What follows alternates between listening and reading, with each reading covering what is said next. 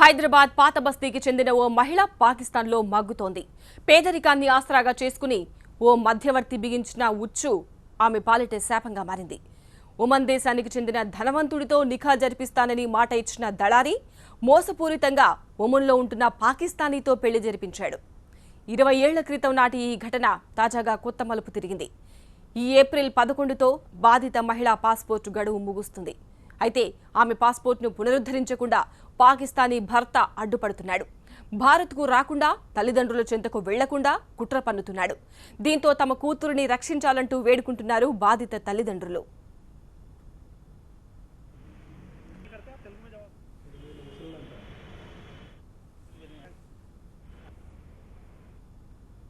హైదరాబాద్ యూకుత్పురా తలాబ్గట్ట చాచా garage ప్రాంతానికి చెందిన అక్బర్ అనే నిరుపేద వృద్ధుడు తన కూతురికి యూనిస్ అనే విదేశీ వ్యక్తితో 1996లో పెళ్లి జరిపించాడు.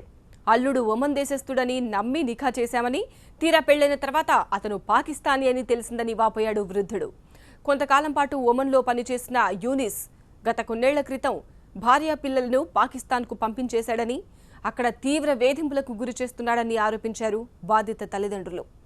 అల్లుడి బారి నుంచి తన కుమార్తెను రక్షించి హైదరాబాద్కు రప్పించేందుకు కేంద్ర రాష్ట్ర ప్రభుత్వాలు సాయం చేయాలని విజ్ఞప్తి చేశాడు బాధిత తండ్రి.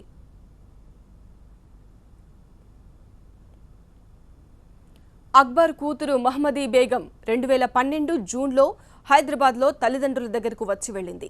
ఆ తర్వాత నుంచి భర్త వేధింపులు మరింత పెరిగాయని ఆమె పుట్టింటి వాళ్లకు తెలిపింది. పాకిస్తాన్ నుంచి కదలకుండా హైదరాబాద్కు రాకుండా తన పాస్పోర్ట్ను లాక్కున్నాడని ఆవేదన చెందింది. తమకు 5 పిల్లలున్నారని, తనను పిల్లలను దారుణంగా టార్చర్ చేస్తున్నారని బేగం తన తల్లిదండ్రులకు తెలిపింది.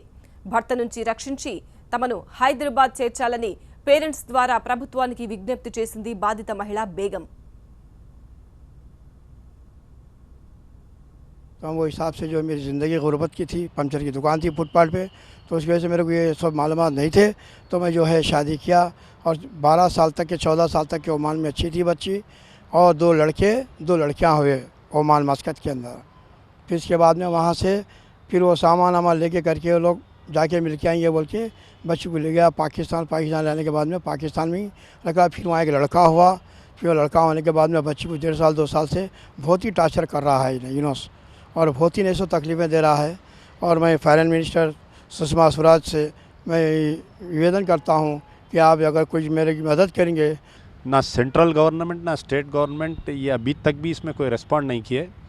तो हमारा मुतालबा है कि इस लड़की को जल्द से जल्द बचाए।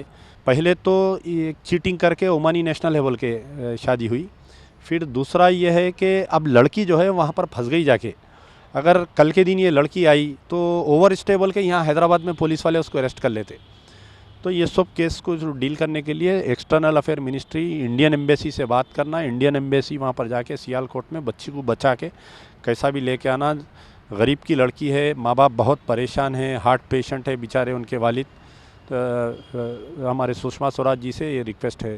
ఖాజీ తప్పు చేయడము అంటే వాళ్ళ నిఖా చదివించడం వాళ్ళ వృత్తి ధర్మం, వాళ్ళు చేయాల్సిన బాధ్యత ఇస్లామిక్ లా ప్రకారం చేయాల్సిన బాధ్యత ఖాజీలకు ఉన్నది. సో మేము ఖాజీ ఇచ్చిన సర్టిఫికేట్ని బేస్ చేసుకుంటూ ఇవ్వడం జరుగుతుంది.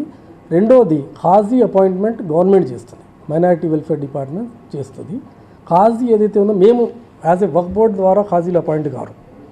వక్ఫ్ బోర్డు మానిటరింగ్ వచ్చి మీ పరిధిలోకి వస్తుంది? లేదు, మానిటరింగ్ కూడా వాళ్ళదే, గవర్నమెంట్దే. మేము only to the extent of ఈ సర్టిఫికేట్ ఇవ్వడంత వరకే మేము ఇస్తున్నాం వక్ఫ్ బోర్డు నుంచి.